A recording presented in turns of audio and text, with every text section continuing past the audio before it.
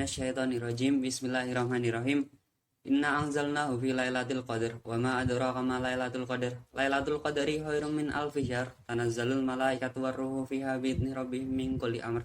Salamun hiya hatta matla'il fajar. Bismillahirrahmanirrahim. Assalamualaikum warahmatullahi wabarakatuh. Alhamdulillahilladzi khalaqas samawati wal ard wa ja'alat dhulumati wan nur.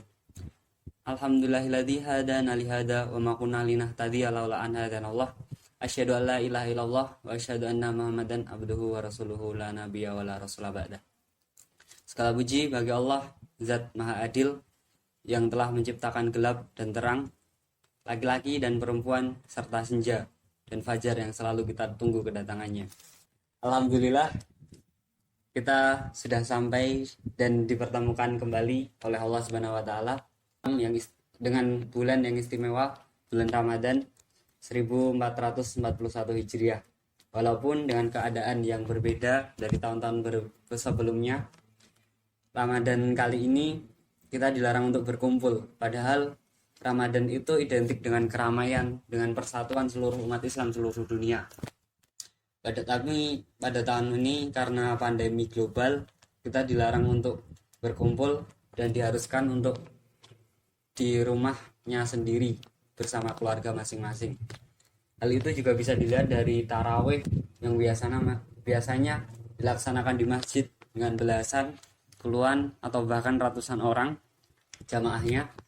Ini hanya bisa dilakukan dengan keluarganya masing-masing di rumah masing-masing.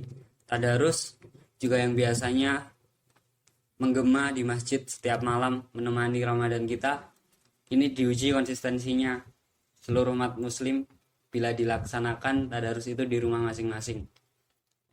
Bagaimana dengan ibadah-ibadah yang tidak bisa dilaksanakan bila tidak ada perkumpulan, bila kita harus beribadah itu di suatu tempat dan tidak bisa dilakukan di rumah? Contohnya itikaf. Mungkinkah pada tahun ini kita masih bisa mendapatkan malam Lailatul Qadar, malam 1000 bintang? Karena sejatinya malam Lailatul Qadar itu bisa didapatkan tanpa itikaf. Itikaf adalah suatu amalan sunnah. Malam Lailatul Qadar adalah malam di mana Al-Quran diturunkan kepada Rasulullah SAW di Gua Hiro pada waktu itu sekitar di 610 Masehi. Malam Lailatul Qadar dijadikan sebagai malam di mana para malaikat turun untuk mengatur segala urusan. Di malam Lailatul Qadar juga sebagai bukti bahwa Allah Maha Adil, di mana nabi-nabi sebelum umat Nabi Muhammad memiliki waktu yang lebih panjang, relatif lebih panjang dari umat-umat Nabi Muhammad. Oleh karena itu mereka akan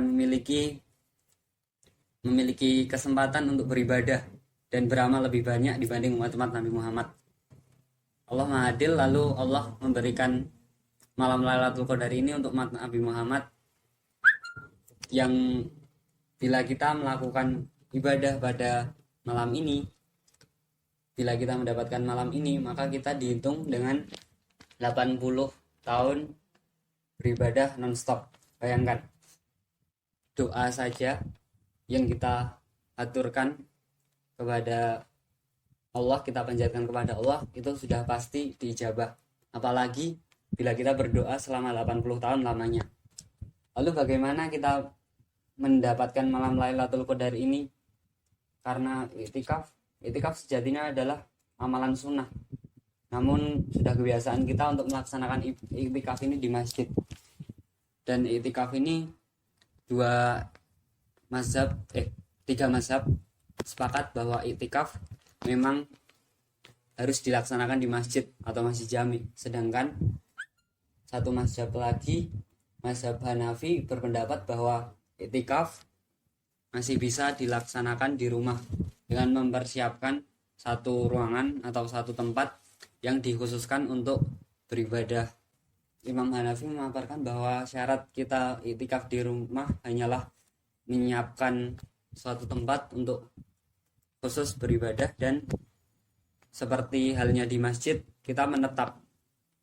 Dan arti al-i'tikaf akafa yang berarti menetap, berarti kita juga harus menetap di ruangan itu selama semalam.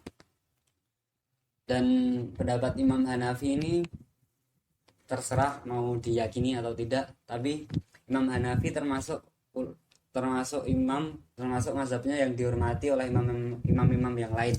Imam Syafi'i dalam suatu kisah pernah berkunjung dan berziarah ke makam Imam Hanafi karena pada saat Imam Syafi'i lahir, Imam Hanafi sudah meninggal.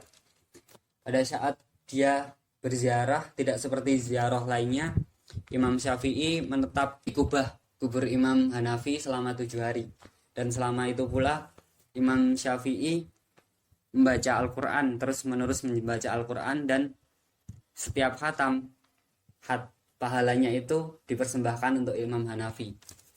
Dan untuk menghormati Imam Hanafi, Imam Syafi'i pada saat bermukim tersebut tidak melaksanakan kunut. Padahal menurut Imam Syafi'i adalah kunut itu sunnah, hanya boleh ditinggalkan pada saat kita lupa melakukannya. Namun untuk menghormati Imam Hanafi selaku guru Imam Syafi'i, beliau Imam Syafi'i tidak melakukan kunut saat bermukim di kubah makam Imam Hanafi. Lalu beberapa ibadah atau amalan yang bisa kita lakukan saat iktikaf maupun di rumah maupun di masjid adalah sholat, berzikir, berdoa, mengintrospeksi diri. Doa-doa yang dianjurkan Nabi Muhammad adalah Allahumma innaka afuwun tuhibbul afwa fa'fu anni. Ya Allah, Engkau maha pemaaf dan Engkau mencintai hambamu yang meminta maaf, maka maafkanlah aku. Yang kedua, yang pertama tadi dibaca 3 kali, yang kedua ini juga dibaca 3 kali. Asyhadu alla ilaha illallah, astagfirullah, nas'alukal jannata wa na'udzubika minan nar. Ya Allah, aku bersaksi tiada Tuhan selain Allah, dan aku memohon pengampunan Allah, dan aku memohon agar dimasukkan ke dalam surga dan dijauhkan dari neraka. Mungkin itu yang bisa saya sampaikan. Kurang lebihnya mohon maaf. Untuk penutup, kita tidak diharuskan untuk percaya segalanya. Kita hanya diharuskan untuk percaya kepada Allah, Rasulullah, dan para nabinya. Sekian. Wassalamualaikum warahmatullahi wabarakatuh.